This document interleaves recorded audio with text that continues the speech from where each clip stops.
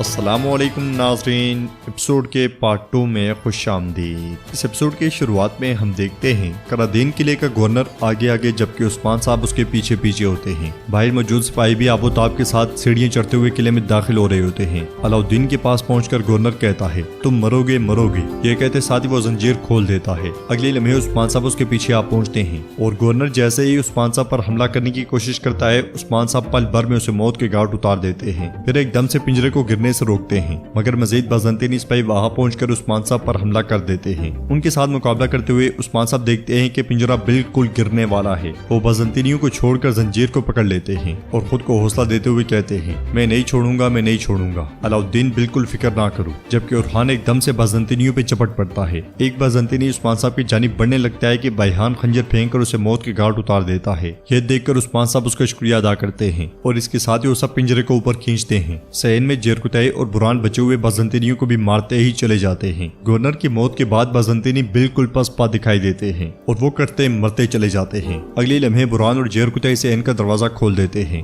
باہر سے آنے والے بچے ہوئے بازنطینیوں پہ ٹوٹ پڑتے ہیں۔ اوپر کافی دیر کی کوشش کے بعد عثمان صاحب اور ان کے ساتھی پنجرے کو اوپر لانے میں کامیاب ہو جاتے ہیں۔ علاؤدین کو پنجرے سے نکالا جاتا ہے تو وہ ایک دم سے عثمان صاحب سے لپٹ جاتا ہے۔ دونوں اللہ کا شکر ادا کرتے ہیں۔ پھر علاؤدین عرحان کے گلے لگ جاتا ہے۔ عرحان اس سے حال احوال پوچھتا ہے۔ اس لمحے تھکا ہارا جیرکتائی وہاں پہنچتا ہے، مگر یہ منظر دیکھ کر حشاش بشاش ہو جاتا ہے اور بلند آواز سے کہتا ہے قرادین قلعہ اب سکائی کی ملکیت ہے۔ یہ سنتے ساتھ ہی سب اللہ اکبر کے نعرے بلند کرتے ہیں اور بہان بھی عثمان صاحب سے کہتا ہے فتح مبارک ہو عثمان بھی۔ پھر عثمان صاحب علاؤدین سے کہتے ہیں تمہاری ماں اور خاتون تمہارے لیے پریشان ہیں، جلدی سے قبیلے پہنچو۔ یہ سنتے ساتھ ہی علاؤدین چلا جاتا ہے۔ بورسا میں سردار کراسے لوکاس سے کہتا ہے میں یہاں ایک مقصد سے آیا ہوں، ہمارے مقدس علامات چوری ہو چکی ہیں۔ لوکاس پوچھتا ہے اور تم مجھ پر شک کر رہی ہو؟ ہاں، سردار کراسے کہتا ہے اگر میں ایسا کرتا تو میں یہاں ایک فوج کے ساتھ آتا، لیکن میرے آدمی چور کے سراغ تمہاری سرزمین میں ڈھونڈ رہے ہیں، تبھی میں یہاں بورسا آیا ہوں۔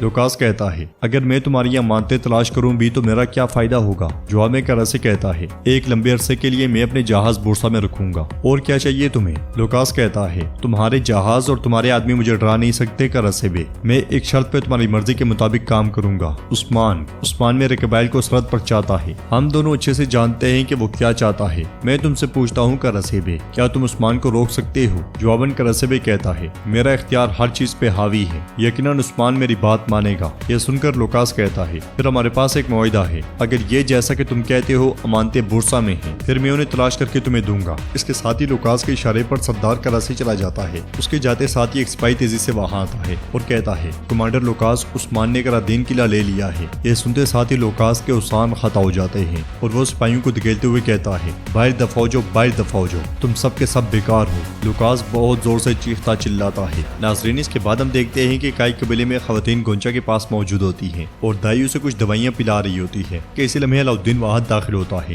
علاؤدین کو دیکھ کر سب بہت خوش ہوتے ہیں اور علاؤدین آگے بڑھ کر گونچا سے ملتا ہے۔ بالا خاتون، فاطمہ اور الجن بھی بہت خوش ہوتی ہیں۔ گونچا کے بعد علاؤدین ماں کے گلے لگ جاتا ہے اور فاطمہ سے بھی ملتا ہے، وہ سب اللہ کا شکر ادا کرتے ہیں۔ پھر علاؤدین بالا خاتون سے کہتا ہے ماں، بابا نے قرادین قلعہ فتح کر لیا ہے۔ یہ سنتے ساتھ ہی ہزال بہت زیادہ جوش میں آ جاتی ہے، مگر احساس ہونے پر ایک دم سے پرسکون ہوتی ہے۔ علاؤدین مزید کہتا ہے بابا نے مجھ سے کہا کہ آپ کو بتاؤں آج رات جشن ہوگا۔ یہ سنتے ساتھ ہی بالا خاتون الجن سے کہتی ہے ہر چیز کا انتظام کرو، ہم اپنی کامیابی کا جشن منائیں گے۔ قرادین قلعے میں جنگ کے بعد سپاہی صاف صفائی میں مصروف ہوتے ہیں کہ اسی لمحے عثمان صاحب اپنے ساتھیوں اور صدران کے ساتھ وہاں پہنچتے ہیں اور پوچھتے ہیں دروازے کیسے ہیں؟ تو عرحان کہتا ہے شمالی اور مغربی دروازے بالکل ٹوٹے ہوئے ہیں حضور۔ جواب میں عثمان صاحب کہتے ہیں انہیں جلد از جلد ٹھیک کرواؤ۔ دیواروں کے بارے میں کیا خیال ہے؟ تو سردار گینجر کہتے ہیں حضور جنوب میں کچھ کمزور جگہ ہیں۔ تو عثمان صاحب کہتے ہیں فی الحال وہاں سپاہی تعینات کر دو، وہ اس پر کام کریں گے جب تک کہ وہ مضبوط نہ ہو جائیں۔ آگے بڑھتے بڑھتے وہ ایک خفیہ جگہ سے گزر جاتے ہیں، مگر کسی کو احساس نہیں ہوتا۔ اس لیے بازنطینی لوگ وہاں آتے ہیں، سپاہی ان کے راستے میں حائل ہوتے ہیں تو عثمان صاحب انہیں روک دیتے ہیں اور ایک شخص عثمان صاحب سے کہتا ہے خدا بھلا کرے جس نے ہمیں یہ دن دکھایا،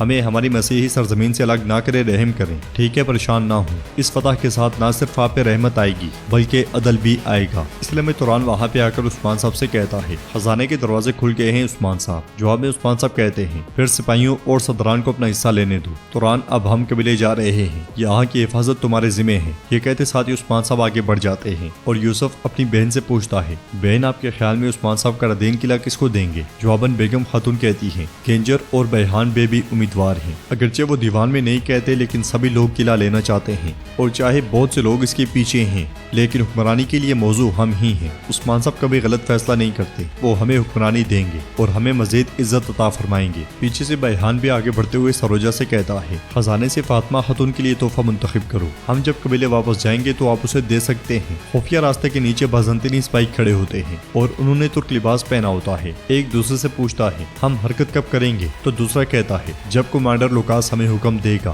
بورسا میں دو بازنطینی سپاہی جنگی مشقیں کر رہے ہوتے ہیں، اس لیے میں لوکاس بہت غصے میں وہاں آتا ہے اور ان سے کہتا ہے بزدل اور نامرد آدمی، خدا کی طرح مجھے بھی ان بزدل اور نامرد آدمیوں کی زندگی پسند نہیں ہے اور نہ ہی کمزوروں کو دوسرا موقع دینا مجھے پسند ہے۔ یہ کہتے ساتھ ہی وہ تلوار کے وار سے مجسمے کے ٹکڑے ٹکڑے کر دیتا ہے، پھر ہارنے والے سپاہی کے پاس جا کر کہتا ہے میرا چہرہ دیکھو، اس نے کیا کیا ہے؟ اس نے سب سے بڑا گناہ کیا ہے کمزوری، اس نے کمزوری دکھائی ہے۔ یہ کہتے ساتھ ہی وہ تلوار کا وار اس کی آنکھوں پہ کر دیتا ہے اور مزید کہتا ہے جسے انسان کہتے ہیں یہ محض ایک گھڑے کی مخلوق ہے جو مسلسل گرتے رہتے ہیں، مقدس روم کی خاطر لڑتے ہوئے بزدلی کی کوئی گنجائش نہیں، غفلت کی کوئی گنجائش نہیں، اگر ضروری ہوا تو تمہارا سر تن سے جدا کر دیا جائے گا۔ یہ کہتے ساتھ ہی وہ ایک سپاہی کو نیچے گرا دیتا ہے اور مزید کہتا ہے دشمن چاہے کوئی بھی ہو وہ میرے پیروں کے نیچے ہوں گے۔ ترکوں نے ایک اور قلعہ لے لیا ہے، بس اتنی کمزوری کافی ہے، اب قدم اٹھانے کی باری میری ہے، میرے حکم کا انتظار کرو۔ یہ کہتے ساتھ ہی لوکاس آگے بڑھ جاتا ہے، جنگل میں ایک سپاہی سانجار کے پاس آتا ہے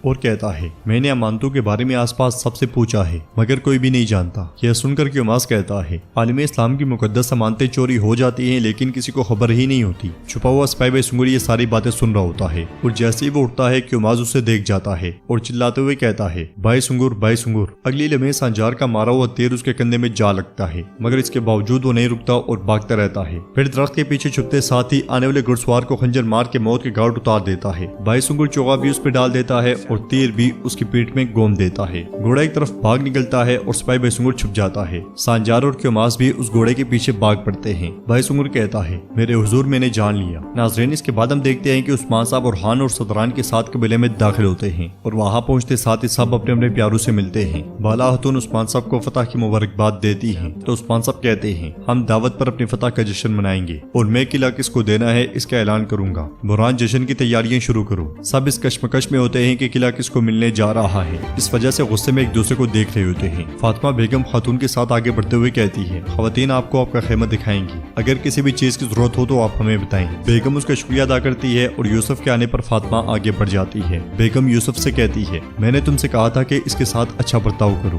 لیکن وہ تم سے دور بھاگتی ہے۔ یوسف کہتا ہے بہن افراتفری مچ گئی تھی، میرے پاس وقت نہیں تھا۔ جواباً بیگم اس سے کہتی ہے جلدی کرو یوسف جلدی کرو، ہمارے قبیلے کا مستقبل تمہارے ہاتھ میں ہے۔ تو ناظرین اس کے ساتھ یہ ایپیسوڈ بھی اختتام پذیر ہوتی ہے۔ اگر آپ کو ویڈیو پسند آئے تو ویڈیو کو لائک کر دیں، چینل کو سبسکرائب کریں اور بیل آئیکن پر لازمی سے